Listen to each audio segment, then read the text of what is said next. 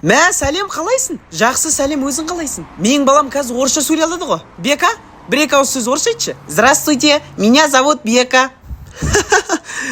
Керемет екен. Дамир, давай ағылшынша сөйле. Hello, my name is Damir, nice to meet you.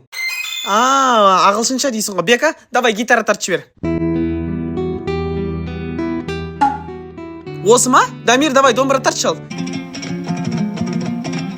Ей, домбыраны екінің бір тартады ғой. Біздің бала зато спортсмен. Бека, 50 рет отырып тұрш. Дамир, давай, үлкен штангу көтерш, 150 килограмм көтеріп тасташ, көрсетейік. Бека, давай, Абайдың бір нақыл сөзін оқып жер ал мамаңа. Үш ақ нәрсе адамның қасиеті: ыстық қайрат, нұрлы ақыл, жылы жүрек. Дамир, бір жарнама айтып көрші ал. Мама знайд армандарды орындайды. Мама знайд брендінен үлкен ұтыс ойынына қатысып, Астанадан 2 бөлмелі пәтер мен 2 лисягли 6 автокөлігін және көптеген керемет сыйлықтарды ұтып алуға мүмкіндікті жоғалтып алма. Бека, енді сен давай. Дамир?